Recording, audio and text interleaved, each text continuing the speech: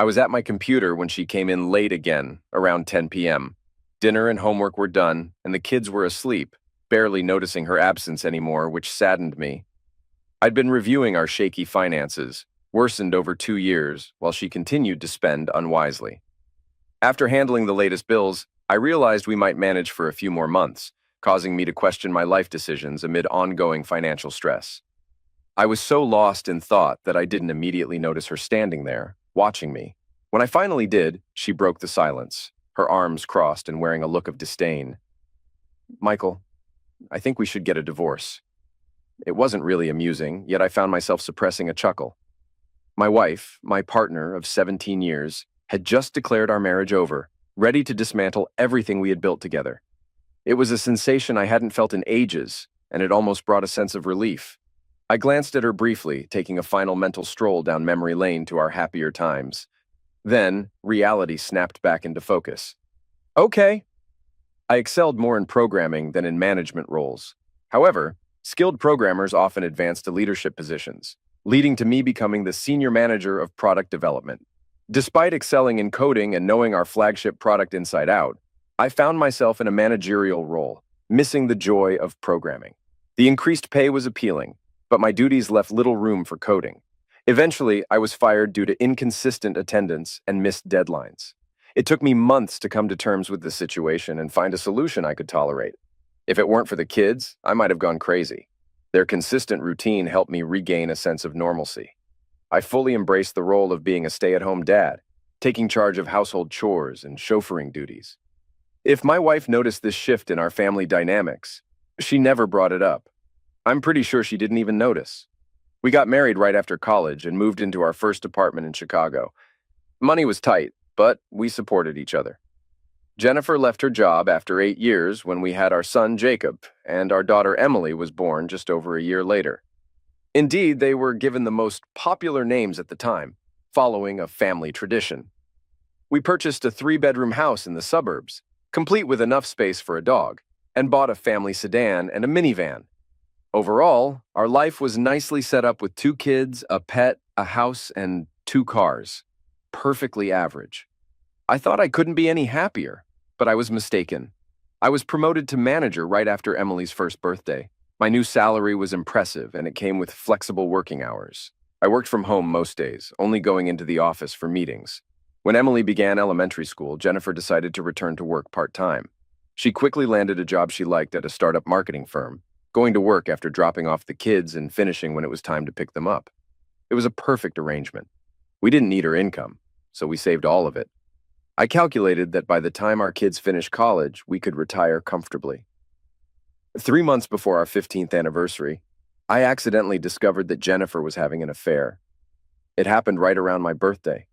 I actually stumbled upon the proof 2 days before, but didn't realize what it was until later. It took me a few weeks to put everything together. I didn't think much of it when Jennifer wanted to take on more responsibilities at her job, which meant she worked extra hours, and I had to pick up the kids. It didn't really change my schedule, and I was happy to help. After about 3 months, I noticed she seemed preoccupied. When I asked her about it, she mentioned she was just adjusting to her new role at work and felt a bit stressed. I decided to handle more at home to ease her stress. Our bed life slowed down again. I was reluctant to bring it up again, fearing an argument. I was almost at my breaking point when I found the gift. The temperature had dropped quite a bit, and I was looking for one of my sweaters. Since I had taken over doing the laundry, I often got mixed up about which clothes went in which closet. While rummaging through sweaters in her closet, I noticed something behind some old shoeboxes. It was hard to overlook, a pink box with a white ribbon from the lingerie store. The card labeled "Lover" piqued my curiosity. I debated for a moment, should I open it now or wait? I decided to open it. I doubted I could wait until my birthday to be with my wife after seeing the card. Please forgive the fancy wrapping. Your real gift can be unwrapped on your birthday when I'm wearing what's in the box. Then you can have my last innocence. Love always, Jennifer. I'd always been curious about trying a-hole closeness, as we hadn't gone beyond some light touching. Just thinking about it got me very excited. For the next 2 days, I really tried to make her feel special. I greeted her with flowers and cooked her favorite meal. But her reaction was lukewarm, like she was just putting up with my affection. On my birthday, I made sure the kids finished their homework early so nothing would interrupt my evening. I was surprised when Jennifer got home late from work and even more puzzled when she asked what was for dinner. Still, I played along, hoping for my surprise. I suggested we go out for pizza, which made the kids happy. At the restaurant, our son secretly arranged with our waitress to sing happy birthday to me as we were leaving. I thought I saw a flash of surprise in Jennifer's eyes, but she quickly covered it up. "I'll give you your present later, Michael," she said with a smile. The drive home was stressful. I nearly had a car accident. The 15 minutes it took for the kids to get ready for bed were tough, but the next 15 minutes, waiting for them to actually fall asleep, were even harder. Luckily, Jennifer got back from a quick trip to the store for milk right after they were asleep. When I got to our bedroom, Jennifer wasn't there. I sat down on the bed. A little while later, she came out of the bathroom wearing a long flannel nightgown, no makeup, and her hair in a ponytail. At this point, I was getting annoyed with the delays. When would I get my present? She got into bed and pulled up the covers. She started to turn off her bedside lamp, but paused. Oops, I almost forgot. She opened her nightstand drawer, took out a small box wrapped in the same multicolored balloon paper from Michael's last birthday, and handed it to me. "Happy birthday, dear." That was all.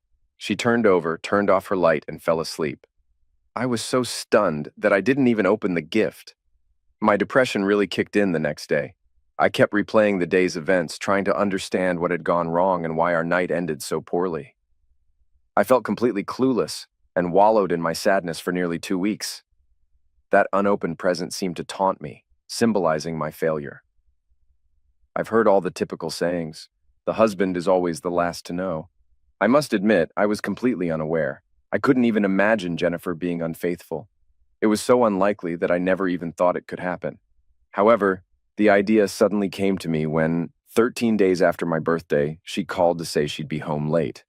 It's Alan's 30th birthday and the team is taking him out to celebrate. I might be home quite late. I don't recall how I responded, or even how I got to the bedroom closet. But I vividly remember seeing the empty spot where my present used to be.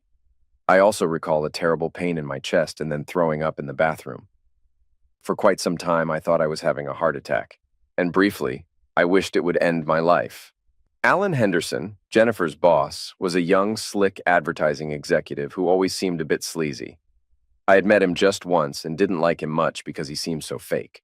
It was Emily who snapped me out of it. "Dad, are you okay?" It took a moment before I could see my daughter clearly as she stood there about to cry. "I'm fine, sweetheart. I just ate something bad. I'll be out in a minute. I just need to clean up." I did manage to leave the bathroom eventually, though I don't recall much after that. I do remember picking up my dusty bottle of scotch. I didn't know when Jennifer came home. When I saw her in the kitchen the next morning feeding the kids and acting normal, nothing seemed amiss. However, I noticed a slight grimace when she sat down to eat, and it extinguished any remaining affection I had for her. It was a subtle sign, but it was there. It took until the weekend of our 15th anniversary for me to finally decide to do something about it. I'd been too scared to act, thinking maybe I was just in shock. If my dad were still alive, he'd have bluntly told me I was being cowardly, and he'd have been right. The clarity only came when my wife mentioned she had to go away for a work conference during our anniversary. It struck me as yet another sign of disrespect, especially because she seemed oblivious to the significance of the date. After drinking myself to sleep, I woke up furious. I had reached my breaking point. I called my lawyer and scheduled an appointment. I was ready to end the farce. I was convinced things couldn't get any worse. I was mistaken. The confident attitude I had walking into my lawyer's office quickly turned into utter shock. I was aware divorces were tough. I thought my wife's affair would be to my advantage, but my lawyer found many flaws in my argument. I didn't have any proof of her affair. Even if I did, it wouldn't matter much. She'd still be entitled to half of our assets. I also had no proof she was a bad parent, so the best I could hope for was joint custody. The fact that I made more money also favored my wife in terms of alimony and child support. She would likely get primary custody and the right to stay in our house for the kids' sake. Here I was, feeling like a complete fool, betrayed by a cheating wife. I went from being depressed to completely upset. A few weeks later, my wife even commented on it. "Michael, you really don't look well. Is something bothering you?" "No, dear." She seemed to show concern, at least superficially. As for me, I just drifted through life. Then I lost my job. I didn't realize it then, but that was the best thing that could have happened to me. I came up with a simple idea for a plan. If there was nothing left, my wife couldn't take anything. We'd be left with nothing, so there would be nothing to divide. Sure, I'd be hurting myself too, but I was already going to lose half, so did it really matter? My plan was straightforward. I was jobless, and I decided not to look for work. I was going to use up all our savings until there was nothing left. It was a crazy idea, and even I doubted it would work. But it gave me something to hold on to. 2 years can feel like forever. It was incredibly dull when I was by myself, which was most of the time. I realized Jennifer was the main connection in our circle of friends. As she pulled away, I found myself without any close friends. I'm an only child, and both my parents passed away young, my dad from a heart attack and my mom from cancer. I was completely alone. Detailing every moment of these years would be tedious for you. To put it simply, my life was miserable. The only good part was my children. I had always been frugal and never spent money on unnecessary things. I still kept receipts for everything I bought. I began withdrawing a small amount of cash every week and setting it aside. After 2 months, I noticed we weren't going through money quickly enough to impact anything. It turns out I was great at saving money, but not good at spending it. So I decided to step it up and modify my plan. I signed up for an executive MBA program at a nearby but expensive university, which cost me about $120,000. I bought a new luxury SUV for $60,000 and fully funded my kids' educational savings accounts with another $260,000. I spent thousands on new clothes and started taking out more cash twice a week. I would drop the kids at school, go to the bank, and then drive to the lakefront. I didn't really gamble much of the money I withdrew. I just spent a little here and there to keep myself entertained. I spent enough to show I'd been at the casino, including receipts for meals, snacks, and parking. Most of the money ended up in the wall safe in our garage, my personal reserve in case the divorce turned nasty. My other big expense? I hired a private investigator to watch my wife and her lover full-time. I got the full package: videos, photos, a daily report of their activities. I'm embarrassed by how much I spent on that. You might wonder if my wife noticed how I was spending our money. I would say she did, except for the gambling part. I had to inform her about transferring money to our kids' accounts because I needed her signature. She saw my new car and clothes but never commented on them. I'm pretty sure she assumed I was still working and that we were financially comfortable. She also made some purchases, but I never brought them up. I often wondered whom she was buying all the new lingerie for. However, we never talked about it. We were polite to each other and interacted daily, like roommates who didn't really like each other. As for closeness, that was off the table. Spending time with my children was the best part of my life. I supported their interests, helped with their homework, played games with them, and we went to parks, rode bikes, and watched movies together. Since I had taken over cooking, they started showing interest in helping out in the kitchen, and I found some simple recipes for us to make together. Jennifer was around sometimes during the week. I didn't keep her from joining in on our family time, but I didn't go out of my way to include her either. She participated if she wanted to, without any encouragement or discouragement from me. I received weekly updates on my wife's activities. I initially thought she was just involved with her boss, but it turned out she was seeing several men from her office, and eventually some of the company's clients as well. Did it hurt? Not really. I already viewed her poorly, so having actual proof didn't affect me much. The reports and videos were like badly directed adult films. In some ways, knowing made me feel a bit better, but not by much. It was obvious that Alan Henderson wasn't very good at being intimate, although he had many opportunities with different women. There was one client, a stereotypical geek with glasses and a pocket protector, who was quite rough with Jennifer. The images and video were too blurry to see if she liked it, but it seemed painful to me. Despite my classes, time with the kids, and gambling, I had plenty of free time. So, I started focusing on what my life might be like after my marriage, which I figured would end eventually. I began a new workout routine. I'd always been fairly fit, though nothing spectacular. Over time, I did improve my strength and running endurance. I believe having big muscles and good looks is mostly genetic, and I didn't really fall into either category. Still, I was quite happy with how I looked. I started catching up on the latest developments in my former industry, assuming I'd need a job soon. A year away had put me more behind than I expected. I spent a few hours daily learning about the latest technologies and software. I kept an eye on my old company, CTS, which seemed to be stagnating. They weren't losing market share and their revenue was stable. But they weren't making any progress either. In the tech world, if you're not moving forward, you're falling behind. I also spent a lot of time researching divorces.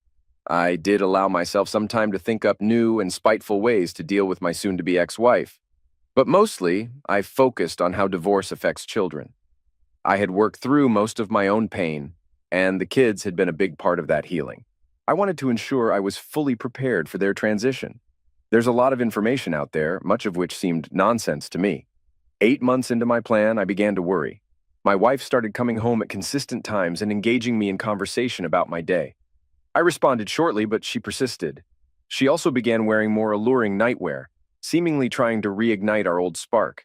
After a few weeks, things got even more strained. She had been distant for a year and a half, just going through the motions, but now she complained about our poor communication and talked about improving our marriage. So I stopped talking to her entirely. Her efforts to mend things lasted until her birthday. I left her gift on the dining room table, wrapped in the same paper she had used for the last gift she gave me. The contents were likely no surprise either. It took me 6 months to open the last birthday gift from her, a watch with a cheap digital display. I had seen a similar $9.95 watch at our local convenience store and was infuriated by its cheapness. When I saw a similar model for women, I bought it, waiting 18 months to give it to her. I almost wanted to see her reaction when she opened it, but I wasn't there.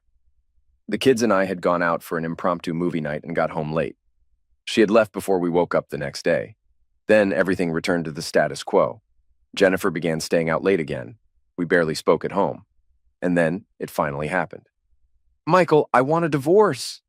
I was hoping she would move quickly, but it took almost a week before I received her divorce petition. It was almost funny. She wanted spousal and child support, an unfair share of our assets in her favor, and cited mental and emotional cruelty.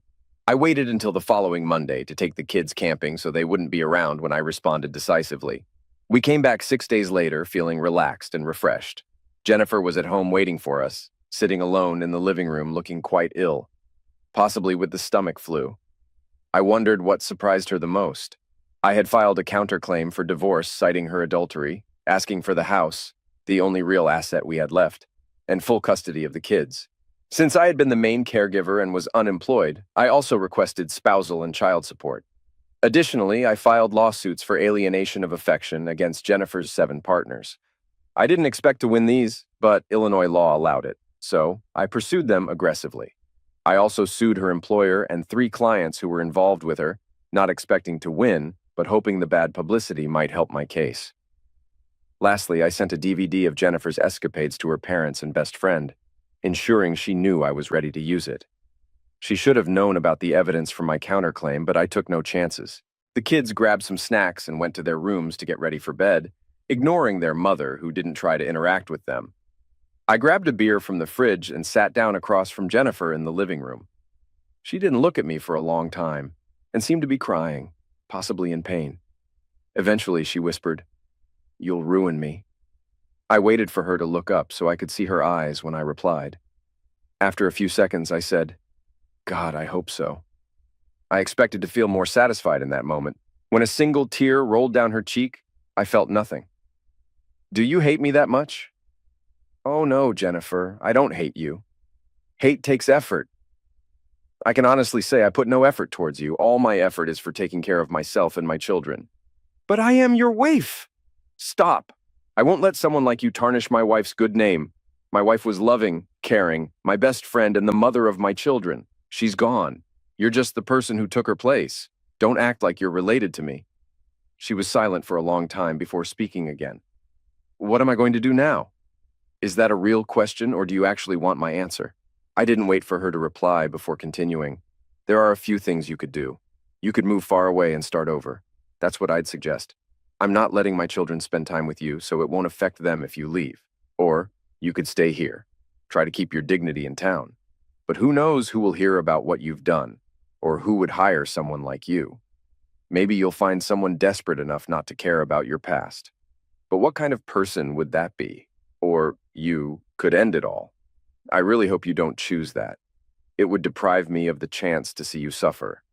But then, I doubt my opinion matters to someone like you. It certainly didn't when you started sleeping with your boss." I had imagined giving that speech for months. I should have felt good about finally saying it. As I watched each word break her down, I thought I'd feel some relief. But I just felt empty. Life after divorce was a mix of good and bad. Surprisingly, I did much better with my lawsuits than I ever expected, netting just over $1 million from settlements with the 3 companies whose employees had affairs with my wife. My lawyer had warned me not to expect much, but after seeing how we handled my ex-wife's company, they wanted to avoid the bad press. We had crippled my ex-wife's company with legal demands, witness interviews, and by leaking details to the media.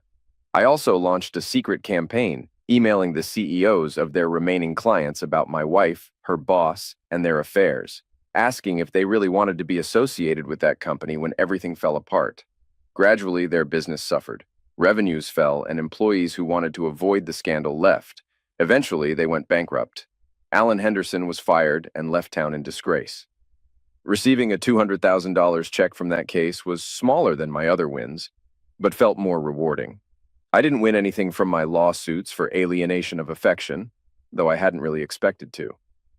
However, 4 husbands ended up losing a lot in their own divorces because of it. But it wasn't all celebrations and victories. The process also hurt me. People familiar with my story would sometimes mock or tease me, which got pretty intense for a while. I'm not sure if it was good or bad, but I didn't really care much about their comments. I already felt defeated, so their words didn't make much of a difference. Some of their insults were even quite clever. I managed to protect my children from most of the fallout. Keeping them safe was always my top priority. They were initially sad, but recovered quickly. My greatest achievement was returning to CTS as the Vice President of Design and Development. During my tough times, I focused on programming and developed an add-on for CTS's main software that allowed it to integrate easily with 2 popular software from competitors. I started my own company to sell my design. Within a year, all 3 companies made offers to buy my company and software. I sold my company for $11 million and received an incredible compensation package from CTS. I thought about retiring, but without a social life, I worried I'd become a hermit if I didn't have reasons to get out of the house daily. My new financial situation enabled me to hire a kind elderly woman as a part-time housekeeper and nanny for the kids. After a year, Mrs. Marlene Jensen moved in with us full-time, living in the suite above the garage in our new home. She was like a grandmother to my children, mostly gentle and loving, but firm when necessary. I valued the advice she gave them, wisdom that only comes with experience. I loved my children and did everything I could to be a supportive and loving father. But I was also damaged and cynical. Mrs. Jensen also became someone I could turn to for advice, especially when making decisions. My children grew up to be well-adjusted adults, and though we saw each other occasionally, over time we became less close. I never blamed them. It was better they kept their distance so my bitterness wouldn't affect their lives. Mrs. Jensen stayed with us until the kids went to college. Then she retired. I offered her free room and board as a pension. She had been a steady presence in my life for 15 years. She always encouraged me to start living again and to find someone to share my life with.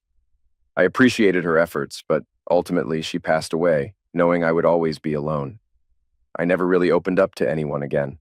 My friendships were superficial and unsatisfying. I hardly ever dated, except for a few group dinners organized by acquaintances. I earned a reputation as a cold, ruthless person who wasn't to be messed with. Mostly people stayed away from me, and I blamed only myself. For physical intimacy, I managed well enough. My growing wealth allowed me to keep a regular group of call girls and escorts. I paid them well for their time and company. Essentially, I used them and then sent them on their way. There was one, Candy, whom I liked for a while, though I later learned her real name was Mary Beth. She was enthusiastic and engaged. I felt she cared about me more than just as a client. But I couldn't burden her with my issues, so once I sensed she was getting too close, I ended it. If you're wondering about Jennifer, life was tough for her. She tried for almost a year to talk to me, though I'm not sure why. Perhaps she hoped for reconciliation or a connection with my children. I had warned her, but she didn't listen. She tried to stay in Chicago, so I had her followed. Whenever she applied for a job, I made sure her employers knew her past. When she started dating again, which was almost immediately, I sent her dates information about her past to ensure they knew exactly who they were dealing with. I didn't care whether they stayed with her, but I didn't want her rewriting her history. I had to live with it every day, so she should too. As for my ex-wife, she kept trying to contact me with endless unanswered calls, letters I never read or replied to, and constantly filling my email inbox. Part of me probably wanted to know she was suffering. Perhaps I should have sought professional help early on. It might have saved some part of me and brought some normalcy back into my life. But I never did. And as time went on, it felt too late to help. I could have changed my phone number or had an assistant handle my mail, or even blocked her emails to avoid opening one by accident. But I never took those steps. It was just a bunch of, "I'm so sorry," and it didn't mean anything. Obviously, things had gotten out of hand. She claimed she always loved me. Hadn't she suffered enough? In response, I sent a gift with a simple note. I bought the most provocative lingerie I could find from her favorite store, wrapped it with a pristine white ribbon that highlighted the pink of the box. I included a beautifully handwritten note. I'm sure she noticed the irony as she opened the card labeled, "Witch." I hope my message was clear when she saw the large A plug and bottle packed with her new slat uniform. I thought the "go screw yourself" was straightforward enough. One of her would-be boyfriends tried to confront me about how I was treating my ex-wife. He came to my door drunk, pushing me over as I opened it. It was a mistake on his part. As I've mentioned, I'm just an average guy with no combat training. I've never been a violent person or even been in a fight, but I did have a lot of pent-up anger towards my wife and her lovers. He unfortunately became the outlet for that rage. I ended up with a black eye and a cracked rib, and he was lucky to come out alive. He pleaded guilty to misdemeanor offense and unlawful entry and got probation as a first-time offender. I think his years of surgeries and rehab made a lasting impact. Jennifer never tried to reach out to me again. I stopped tracking her after another year when she got a steady job cleaning at a hotel in a remote part of Virginia, about 700 miles away from me. The only other time I saw her was 16 years later at our daughter's wedding. I know the kids reconnected with her a few years after they finished college. I never tried to stop them from finding her. The years had taken their toll on her. She had gained at least 20 pounds, and deep wrinkles had formed around her lips, showing signs of smoking, which was new. Overall, she looked aged and worn. Yet, beneath all that, I could still see the woman to whom I had once given my heart. I felt nothing for her, but I recognized her. She sat by herself in the back of the bride's section of the church. Her interactions with my daughter were short, polite, yet distant. She didn't try to speak to me at all. We stayed about 30 feet apart until the end of the evening when I saw her waiting outside for a cab. I noticed a small gold band with a tiny diamond on her left ring finger and smiled for the first time in a while. It seemed she might have fared better than me after all. I approached her, fixated on the ring for a few moments. Looking up to meet her eyes, I saw profound sadness in them. "For the record, you ruined my life first." I glanced at her left hand, then back into her eyes. "I am glad you found someone. I hope he makes you happy." I hurried to my car where my driver was waiting. "Good evening, Mr. Smith. I hope you had a pleasant evening, sir. Are we off to the club?" It went as well as I could have hoped for, Jonathan. "Let's head straight back to the house. I think I would like to be alone tonight." "Certainly, sir." As we drove off, I tried not to look back. Yet I did see her brief wave. "Goodbye." Here's my side of the story. I considered myself cute, as did my friends and family. I had always been a bit self-conscious about my looks and body, especially compared to some of my stunning sorority sisters. But seeing myself through Michael's eyes made me feel special. The longer I was with him, the more cherished I felt. One of the sorority's end-of-year traditions was the husband potential game. As one of the few sisters without a long-term boyfriend, I had never participated. It was a popular event where each sister presented either a positive or negative example of another sister's boyfriend from the previous year. The sister with the most positive responses about her boyfriend won. I wasn't totally surprised by the outcome, but it did catch me off guard a bit. In the 29-year history of the event, Michael received all positive responses for the first time, one from every sister. I felt incredibly proud, though a bit bummed that tradition prevented me from telling him about his win. The day after graduation, we arrived at my childhood home just before lunch, and Michael spent the next 2 hours charming my parents, even asking my dad if he could buy him a beer. Later, he revealed that he had asked my father for permission to marry me. During my college years, being an innocent had always made me a bit embarrassed. I'm pretty sure I was the only sorority sister who hadn't experienced closeness yet. I knew Michael was also inexperienced, like me. After the amazing experience, I couldn't help but ask where he learned to be such a great lover. In his humble way, he whispered, "I read. A lot." I can't even find the right words to express how happy I was during the first decade of our life together. Having children completed my life, but those details aren't relevant to what went wrong. Sharing those happy years wouldn't help you understand why I made the choices I did. I understand my mistakes, or rather, mistakes. I know why I fell. I didn't trust Michael enough. One thing I admired most about Michael was his openness with me. He shared everything, including his insecurities. He never hid from me. For a long time, I had nothing to hide. He involved me in every decision that impacted our lives. Even though he earned more and was better with finances, he always valued my opinion. It made me feel special most of the time, but sometimes I felt inadequate, like I wasn't doing my part. I never talked to Michael about this. If I had, I wouldn't have ruined my life. He would have supported me. I know he loved me deeply. He would have helped me feel complete. That small feeling of insecurity kept growing over time. It might have even gotten worse. By the time our kids were in school, I felt like I didn't belong in my own life. I felt like I needed something different, something to give me my own sense of purpose. I wasn't looking for another partner, not at all. I loved my husband, and I was perfectly happy with our bed life. It was passionate, although maybe a bit predictable, mostly because of me. I knew my husband wanted to try new things in the bedroom, but I didn't want to change what we had. What I really wanted was to feel like I was on equal footing, not just be treated like it. So I found a job and decided to take it. I had everything planned out, ready to explain why I wanted to work. But our conversation didn't last long. "I think that's great, Jennifer. Whatever makes you happy." And just like that, my problem was solved. I had done it all on my own. I didn't need anyone's help. Looking back, I realized how foolish I was to think I had it all figured out. But at the time, it felt amazing.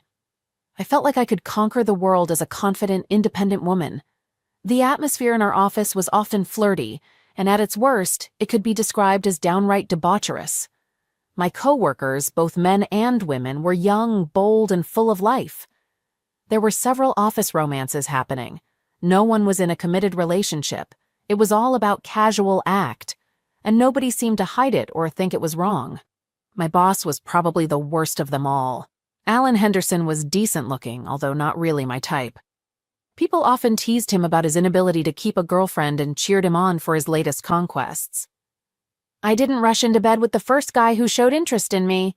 In fact, I turned him down flat. But it did make me wonder if Michael and I were missing something in our bed life. Our circle of friends was pretty conservative when it came to closeness. We never had conversations anywhere close to what I heard at work every day. After our first company Christmas party, when I introduced Alan to Michael, things changed. Even though they pretended to get along, I could tell they didn't like each other. I stopped talking to Michael about my job and never mentioned Alan. I could tell it bothered Michael. After that night, things felt different at the office too. Alan started giving me a lot of attention, praising my work publicly, and asking about my well-being.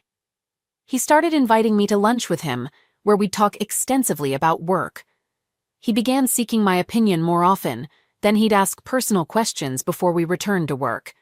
He also started complimenting my appearance, using words like hot and provocative. Looking back, he worked on me for months and I foolishly fell for it. I can't recall the exact sequence of events that led to Alan and with him having closeness with me on his desk after everyone else had left for the day. It's with deep regret that I admit I enjoyed every minute of it. Alan's skillful seduction made me feel desired, an emotion I thought I'd lost. Years later, when I reflected on my actions, I realized the extent of my betrayal. I didn't feel desired by Michael because I didn't give him a reason to desire me. I knew the kind of man he was. He wouldn't do anything to make me uncomfortable. I was his true partner and cherished lover, not just a fling. But he was perceptive. Any hint from me would have made a difference. Any indication that I wanted something different would have had a significant impact. A painful review of my marriage showed that Michael gently probed for any opening to spice up our bed life, and I ignored him. We engaged in BJ, but I never initiated it. I wore lingerie, but I never took the initiative to be more adventurous. And I never let him explore certain aspects of our intimacy. Not even once. I am morbidly ashamed to admit I did all those things, and much more for Alan. I was a slut for him, and I loved it. I was in way too deep with Alan before I recognized the truth. I had given Alan the gift of my innocence on his birthday. He treated me in the manner that I deserved. I gave him a gift and he used it. It was painful. The contrast to Michael was startling, and changed my thinking almost immediately. Alan didn't love me, and I was making a terrible mistake. I told Alan our affair was over the very next day.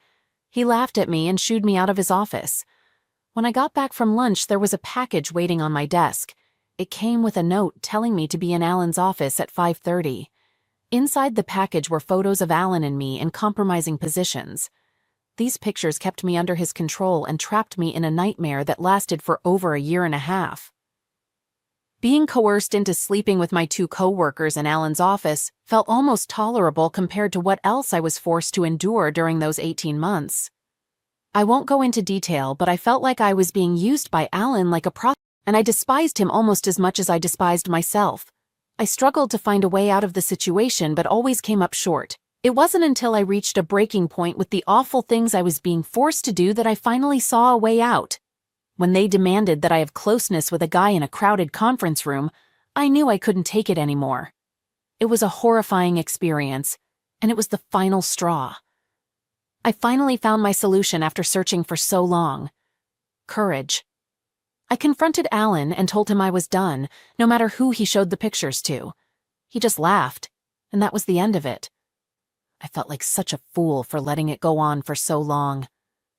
When I woke up from my nightmare, I was surprised at how things were going at home. Michael and the kids seemed to be doing fine without me. I thought they might be struggling without my attention, but it was the opposite. It seemed like they didn't need me at all. Michael was still doing well. He had a new car, new clothes, and looked successful. I felt terrible realizing how long I'd neglected my family. I decided to dedicate myself to them and make up for my mistakes. But there was a distance between us that hadn't been there before. I wondered how long it had been there. Michael never yelled at me or argued, but he treated me like I wasn't wanted. I tried to reconnect with him, but nothing worked. He hardly touched me. After a few months, I looked at our marriage. No intimacy, no communication. I couldn't live like that. I suggested marriage counseling, but then Michael stopped talking to me altogether. Not a word for weeks. I was at my wit's end when my birthday came. I hoped he wouldn't ignore me on my birthday, but I was wrong. When I got home from work, the house was empty except for a wrapped box on the dining table. I knew what it was without opening it. Years ago, I forgot Michael's birthday and got him a cheap watch as a last-minute gift. I planned to make it up to him, but I never did. His present was intentional, unlike mine. I was angry when I went to bed. Keeping the kids away on my birthday felt cruel. I couldn't believe he'd do that. And the present crossed a line. I should have realized something was wrong. Michael wasn't evil, he was gentle and loving. If I hadn't been blinded by anger, maybe I could have saved our marriage by admitting my mistakes and asking for forgiveness. But in that moment, I stopped trying to save our marriage and started thinking about divorce. It was sad, but I was determined. It took a few weeks to sort things out with a lawyer. I told her how Michael had been distant and cruel, how he kept the kids from me, ignored my requests for counseling, and stopped talking to me. My lawyer saw an opportunity and assured me of a good settlement. We filed for divorce. I tried to be fair, but also fought for what I needed for a decent life. All that was left was to tell Michael. I stood in the doorway, watching the man who was once my husband. He looked the same, but he wasn't. Finally, I couldn't take it anymore. Michael, I want a divorce. There was a long silence, but he showed no emotion. I thought I saw him smile, but he was probably in shock. His response surprised me. No yelling, no questions. Okay, the following Friday, he got the divorce papers. Michael seemed nicer over the weekend, But if he was trying to fix things, it was too late. I wasn't interested in making up. He even said goodbye as I left for work on Monday. Too little, too late, I thought. When I got to the office, there was chaos, but I didn't know why. My boss, the company president, and our lawyer were yelling in the conference room. Papers were flying everywhere. I was so focused on that scene, I didn't notice the man waiting for me. "Are you Jennifer Smith?" "Yeah. You've been served." He gave me a big envelope, took my picture, and left. I didn't even have time to sit down before a security guard and HR manager approached me. "Mrs. Smith, you're suspended while we investigate claims of misconduct. Please gather your things and leave," she said. It was embarrassing packing up while everyone watched. Being escorted out was even worse. I had no clue what was happening. As I left the parking lot, my lawyer called. She was furious, accusing me of hiding things and making her look bad. I drove home silently. Once there, the house felt empty again. It hit me hard when I finally calmed down enough to look at the envelope. Michael's response to my divorce petition was brutal. He had documented every affair I had, and our savings were drained. The word adultery cut deep. Calling my parents for support only made things worse. My dad called me names and hung up. I knew why. Those next 7 days felt like the loneliest of my life, but looking back, they were almost peaceful. Michael had taken the kids camping and left a note. My friend Rebecca called, warning me about a DVD Michael sent her. As my lawyer outlined my bleak situation, it sunk in. I was fired, my company and clients were sued, and I'd lose custody of my kids. It felt hopeless. I'd do anything to stop the lawsuits. I tried to compose myself before Michael and the kids returned, but I couldn't stop crying. When they got back, it was like I was invisible. Michael, relaxed with a beer, barely acknowledged me. I could hardly speak. "You're ruining me," I managed. "I hope so," he spat with venom. When I mentioned our past as a married couple, he hurled insults at me. Even though I wasn't directly talking to him, Michael launched into a vicious verbal attack, calling me names that cut deep. I tried my best to reconnect with Michael, but he shut me out completely. I worried about how he and the kids were managing financially, but everything seemed fine. Sometimes I'd secretly watch him dropping off or picking up the kids at school. Unable to find a job and shunned by my parents, I moved from friend to friend, mostly divorced men. None of them wanted me around for long. Seeing a therapist, as suggested by my lawyer, offered some hope, but I felt little optimism. During therapy, I worked through some issues, many of which I've shared with you. But the therapist's most valuable advice came later: to leave, to get away. I'm not sure why he chose to respond to me, whether it was a call, email, or one of the many letters I sent. But I returned home to find a package from Michael, a clear message of his disdain, suggesting how I should spend my time. I couldn't understand why knowing that he knew about my betrayal hit me so hard, but it did. I cried a lot. At that time, I was staying with a guy named Robert, a friend of a friend. He seemed nice, but I sensed he wanted more than just being roommates. When he saw the package and realized what it meant, he got really angry and stormed out before I could stop him. I got worried when Robert didn't return after a few hours. Turns out he went to confront Michael. The hospital staff didn't give many details, but they said Michael had nearly offed him. Robert's injuries were severe: a messed up face, concussion, internal injuries, and a shattered leg. It was awful. My problems were causing harm to the people around me. I told my therapist everything during our next session. She asked a lot of questions about Michael. I shared everything I knew about him, his background, our relationship, and his actions after finding out about my affair. I also told her what happened to Robert. After hearing it all, she looked scared. "You need to get out of here. Far away. Don't contact him. Don't let him know where you are. There's no chance of fixing things. Move on. If you push him, he might destroy you. Your actions have shattered a man who was barely holding on. He's faced disappointment all his life. He'll never forgive or forget. Run." So I left behind the memory of my once perfect life and ended up in a crappy college town in Virginia, where I landed an even crappier job. Years later, I found a guy who could put up with me and overlook my past. He wasn't great, but at least he didn't stink or hit me. Our relationship lacked love, it was just about having someone around. I figured it was part of my punishment. When my kids grew up, they reached out to me, just to check in and let me know they were okay. They never asked to see me or have a real connection. Michael, on the other hand, thrived without me. I kept tabs on him through the news. He was always a big shot in the software world, rolling in wealth. Not much was said about his personal life. I saw him again at our daughter's wedding. I was surprised to be invited. He looked amazing, just like the man I once loved and betrayed. I admit I was a bit scared when he came over to me to get in his final jab. "Just so you know, you wrecked my life first," he said, eyeing my cheap wedding ring. In that moment, I wished I'd never put it on. "I'm glad you found someone. I hope he makes you happy," he added before disappearing.